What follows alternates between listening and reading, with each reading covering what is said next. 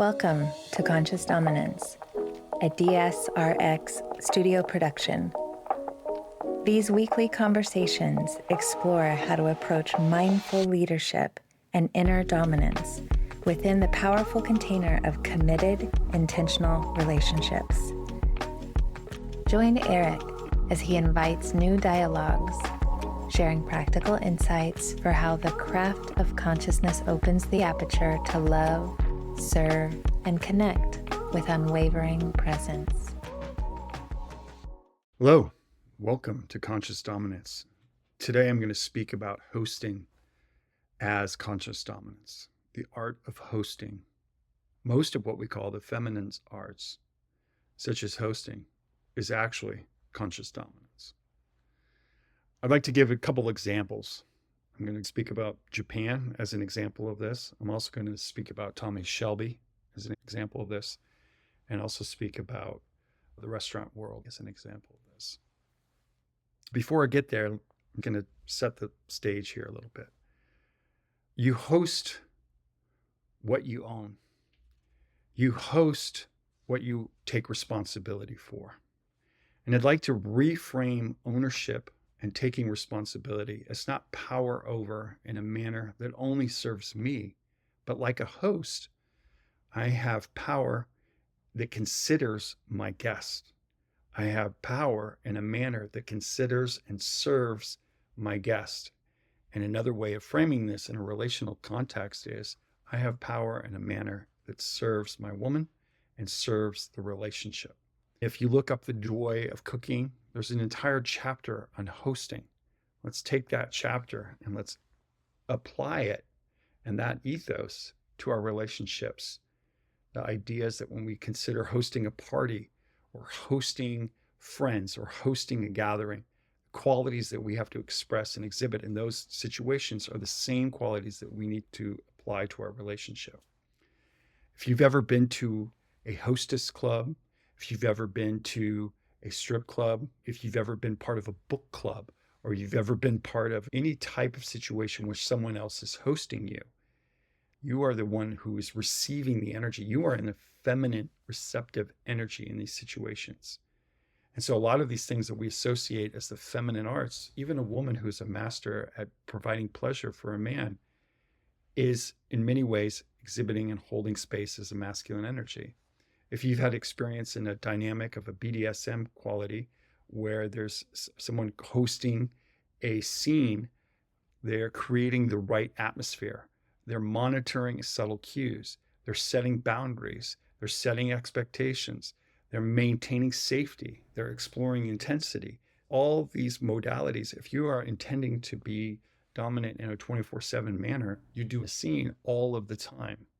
It's not always that you're going to be intending pain or pleasure in the moment, but you're considering the other, you're hosting the other, and the situational awareness of what's happening. The host is actually a form of conscious dominance. The host controls the environment. The host establishes patterns for interacting. The host is responsible for the other's experience. In these types of situations, the host is hosting not only the time in the sense of the calendar, but it's also the host is hosting the emotional well-being of the situation. If you've ever gone to a situation in a conflict and you need to de-escalate that moment, what you're doing in that is you're setting the intention in that moment. You're being the host of that person. You're hosting the energy. Who's ever able to navigate that conversation and host the conversation is one who's really able to hold the power. If you have an intention and you're able to exert that intention, you're the one in power. Taking into account the other person and the situation and reading the room and reading their needs is a part of that and your capacity to do that. What's important in these situations is you need to be able to prepare and create an environment. You need to be able to create a setting where you are conscientious about that. A conscientious host will recognize prior to your arrival that you have needs, or will anticipate your needs, or will pre-plan for your arrival. I have a friend in New York City that every time that I go there and visit him, he calls me up. He sees what my dietary needs are at that moment. He informs me of his plans, what's going on in his schedule so that I can work my schedule around that. He's also knows that I like half and half and fresh flowers in my room. He's able to anticipate my needs upon arrival. And anytime that you've been a guest in someone's home and they've been able to do those little things to take care of you, it's powerful. You remember the rest of your life. At least I do. I remember as a child going into people's homes where they really were great hosts and had a great impact on me for the rest of my life. It's important for us to recognize and reframe the notion that the person who's serving or in service is not by default the surrendered or the sub or the one and less power in that situation. We're reframing this because we need to switch this paradigm around. We also, in these moments, need to be able to be attuned to the moment. It's the tension between having a structure and we need to be able to be adaptable. And so it's really our capacity to listen. Listening or our capacity to be attuned to the other without them having to necessarily say anything. It's really, are we noticing? Are we being attuned? Are we being aware? Are we being emotionally and physically aware of the situation? Are we being attentive to it? This is so much of what hosting is. It's not about what I am saying in the moment, but it's about my awareness of the moment. And it's not necessarily even about what I'm doing. It's about my capacity to listen to the moment. Now, there's a culture where I grew up and I spent the first 7 years of my life, and that's Japan. And I spoke Japanese before I spoke English. It's my first memories. And this culture is a culture of listening. It's a culture where the onus is truly on the listener. In America, the responsibility is on the speaker to make sure our message is clear, what we're saying is clear. And when you go into a conversation, you don't necessarily think about the subtle non-verbal cues. But for most of us in America, we've been trained to think of communication as something that we speak. In Japan, the responsibility is on the listener. It's on the unsaid. It's on the subtleties. It's on the non-verbal communication. It's on the body. It's on what's not said and spoken. And our capacity to express our message in Japan has created a culture that is excellent at hosting. The fact that they're so good at listening and the fact that they're so good at hosting is not by accident. There's not two separate skills. Our capacity to listen is really our capacity to host, because it is in our capacity to listen that we can be able to be empathetic and to be able to be situationally aware and to be able to read the room and to be able to make decisions that are appropriate decisions in that moment. If you're in Japan, there can be all kinds of things that are said, but not said explicitly. Another way of saying it is that the communication is implicit, it's implied. So how can we get better at nonverbal communication? The little cues, the little hesitations, the little things that might show that the person is being incongruent or is not totally there, like what Sherlock Holmes has, the quality of really being able to deduce and read the room and read the situation. And the Japanese are master as a culture of this. They are a master of the implicit communication. When you go to Japan and you go to a restaurant and you go into a department store or even riding on the trains, they are hosting. In my experience, a lot of feminine energies are excellent at the implicit, the art of the implicit, the intuition. They can read the room, what's being said, and just a glance or a look.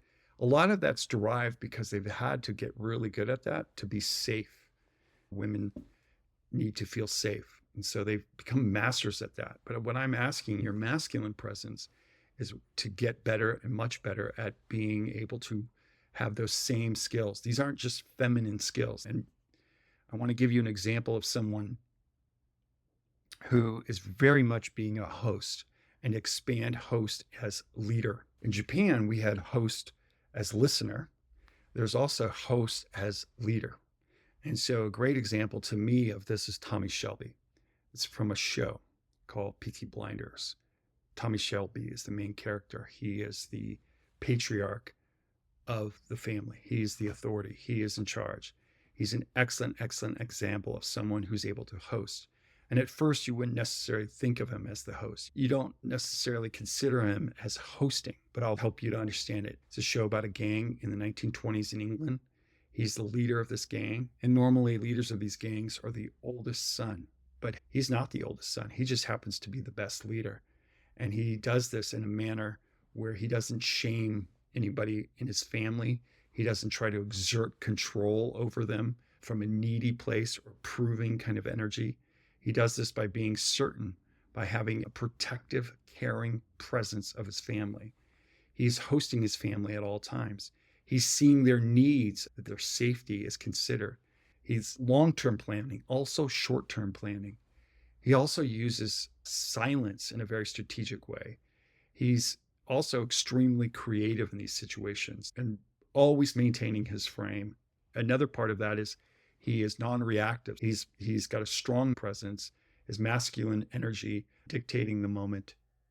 He's able to turn the moment always around completely to his benefit by being solid, by having a silent, strong presence. Everyone knows that he's in charge. He's calm, he's cool, he's collected. It's often not even through his words. He moves slowly, he speaks slowly. People look to him for that type of leadership and that type of presence at all times. And what it does is it creates an extreme level of loyalty from his family back to him. They want to give to him, they want to serve him, they want to love on him. But he doesn't do this to get anything. He's not trying to receive. And I'd love for you to think about if we took Tommy Shelby and his relationship with his family and thought of you as a conscious dominant in relationship with your woman and replaced his family with your woman and your family, essentially. We can be Tommy Shelby in this situation. He's the one setting the intention in that moment, whether de-escalating tension or escalating tension, depending on, and you can kind of think of that as the Dom, escalating the intensity of the moment or de-escalating the intensity of the moment. It's in service of his family. It's in service of the whole, not just himself. There's not any moments of processing with him. He's not processing with his family. He knows what he needs to say and he says it. He knows what he needs to do and he's aware, he's listening, he's paying attention to what's happening in the room, paying attention to what's happening in the town with his family, with everyone. He's very situationally aware and he's taking responsibility for all of them. But he doesn't do it in a manner that takes away their dignity. And if we think about that with our women, if we think about that with people that we're responsible, how can we do that and lead in a way where we're not shaming them, we're not making them feel wrong or that they're bad, but we're able to maintain through being extremely measured, by being clear, by hosting. He's devoted to his family because he's in such a place of service to them. And like the Japanese, when you're able to really listen and you're able to really host, you have a reciprocal relationship that all of a sudden happens. People feel respected. I feel respected when I'm in Japan. I feel respected when I'm in a really nice restaurant. What is that feeling of respect? I'm being attended to. I'm being read. I'm being anticipated. People being hosted, they feel like you want to die for them. You feel this loyalty that is engendered. And this is the same thing that will happen with your woman. When she feels hosted, she surrenders to you. If you can devote to her, if you can listen to her, if you can pay attention to her, if you could support her and maintain the order, maintain the frame, maintain the structure. But no one would accuse Tommy Shelby of being too feminine. And yet he applies all of these feminine arts to be assertive and to be in his power and to be in his control. So there's no scorekeeping. There's no giving to get. There's none of that. All he expects is that he's the one who's the leader. He expects that his way, his vision, and family, that there is a respect that's occurring in that dynamic. Take this hosting concept and bring this into our home and apply it from a very masculine frame. We can bring this into our romantic relationship. We can bring this idea of conscious dominance, of conscious hosting. It's another way of saying it. If you're conscious dominant, you're consciously hosting. What we need to do is move away from this frame where we think of dominance as control over the other. An example I would give is if I was at a restaurant and I ran the restaurant and everybody who came as a guest to that restaurant, all of a sudden I wanted to make sure that they served me or they had to listen to me and my energies or that they were there to kowtow to my situation. That would be absurd. When those guests come in, you're there serving them. And yet, does that diminish your power in that moment? No, not at all. Does it diminish Tommy Shelby's power that he's able to take control of the moment? Does it diminish the power of the Japanese who are able in those restaurants or in those homes or in those clubs? Does the sex worker lose her power because she's hosting the situation? Quite the opposite. She's the one in power. Women have known this for millennia. The men are late to the game on this. This is why we lose our power. This is why we're kind of flailing. It's because we're trying to exert control and power without considering the setting, without considering the needs of those people that are there, without being a host. This is why relationships are so messed up. It's because they're like restaurants where the restaurant owner is trying to exert control and power and is not being a host. The women think of it as absurd. And so what we need to do is think, how do I bring this into my own life? And I've done this with Rachel. I've approached my situation with her from a place of hosting. I consider her needs. I consider the moment. I consider the day. I consider the week. And I'm able to do this from long-term planning and also short-term planning.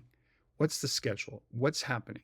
I'm also looking at where she is in her cycle. I'm also looking at her work needs. And if I make a decision or we're moving and we need to make a change, she needs to know that I've considered those things. When there's problems in our relationship, it's 100% of the time because I'm trying to exert power without considering the context of the situation, because I haven't done enough to read the room. I haven't done enough to listen to her. I haven't done enough to pre-plan, to anticipate before I'm trying to participate. I haven't done enough. Just like if you're in charge of a restaurant, you're in charge of who comes in, who goes out. All of the authority is in your capacity to host. And the nicer the restaurant, the less you feel like you are in a place of rules. You just act in accordance with the way they want because they've done it so artfully and with such an exquisite culture. Call that culture when people behave in a certain manner collectively without being controlled to do that. This is our responsibility as conscious dominants, is we get to be hosts of a culture. We get to create a culture with our women. Are we listening in the moment? And that is what the true art of hosting is.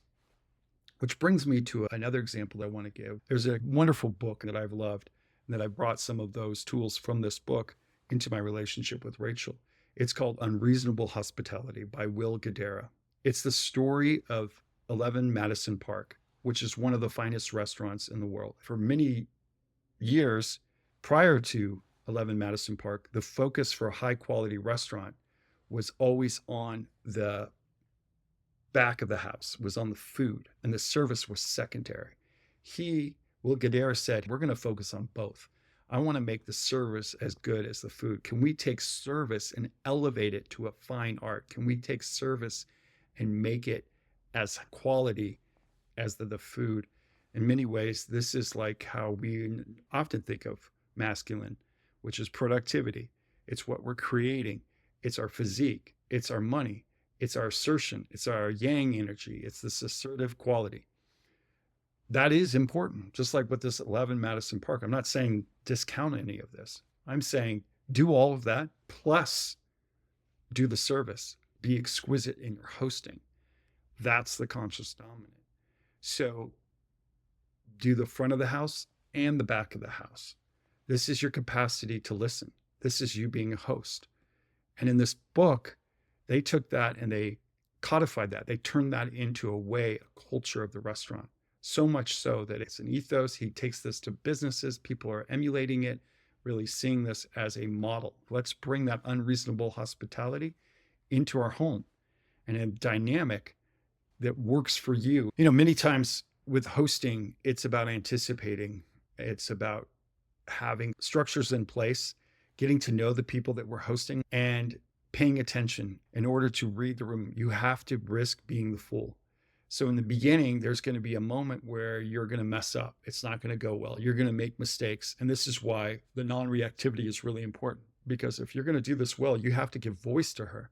She's got to be able to speak back to you and give you feedback. Otherwise, you might be doing all this hosting and all this stuff, but you're missing the mark. Like you're doing shit and she's not even into it. So you've got to be able to be really attentive and really get this feel. Is this working? This is not. This is why it's important for it to be a frame of power dynamic. Otherwise, she's just in charge. And so that's where it's an art. And that's where you have to be able to really hold this paradox. I think it's important for us to recognize when we're hosted, we're giving up power and we're surrendering to the frame that they have in those situations. Are we inferior to those people? No. They're actually able to make us feel the mutual respect that starts to happen in those moments. It's very, very powerful. And this is why if someone's submissive, it's very similar to when we're receiving a massage. We don't feel when we're in those situations like we're less than or inferior. We're really able to be a guest and to think of our women as guests and to treat them as such, a guest that's always there. In many ways, is the frame to think about it. A really good host is not there bringing all their shit to their guests. No, they're able to be in their power and in their dominion. They provide spaciousness in those moments. So it's important. Take notes, take mental notes to the experiences where you've been hosted really well and how that made you feel. Can you bring that quality to your woman? Can you bring that to the feminine that's in your life? Home is the ultimate playground for practicing the guest dynamic. And when you have a committed long-term relationship with a woman who's in a surrendered state with you, you can practice this every day. You can treat it as a craft. You can treat it as an art. And it is something that you can take pride in. I'm going to give an example in my own personal life. When I wake up every morning, I'm able to provide a service to Rachel. I'm able to be of service in a way that's clear, that's under my authority. Rachel is syrupy and soft. And this happens because literally every single morning I get her coffee. I get a small little pastry. I make sure she stays in bed, or if it's a beautiful day, we come outside. But I make sure I curate the set and the setting of the situation to ensure that she stays in a more feminine space. And in so doing, I automatically get some testosterone because I'm being clear. I'm able to assert an authority over the moment. I'm able to host her for that first hour. I curate something to listen to. It feels very natural. It doesn't feel forced. It just feels like our culture. So much so that literally every morning she's begging for a little something more. She's quite supple. She's in her feminine. She's hungry for me. And so every morning we get to have a space that provides tension and polarity, and it sets the tone for our day. And we also have a routine at the end of the night. You can call these culture, you can call it a routine, but most and first and foremost, it's hosting and it's conscious dominance as a service. We are in a dynamic where that dynamic is expected that you are the leader. You are the leader that takes her needs into consideration. Next week, I'm going to talk about how that becomes something where she is surrendered and how she gets to feel much more whole when you consider all of her needs and pre-pave the way as you host. You have all those values of conscious dominance. It's presence, it's integrity, it's awareness, it's sensitivity, it's non-reactivity. What do you do once you have those in place? What are you doing with them? Hosting becomes what you're doing. You're leading the situation when you have these conscious dominance qualities in place. Just like the exquisite hosts in Japan, just like Tommy Shelby does, just like team captains do, good coaches do, good leaders do. We're situationally aware, reading the room, reading the nonverbal cues, de-escalating a situation, being a steady pull, a steady presence for which others can rotate around and be with us. So, thank you.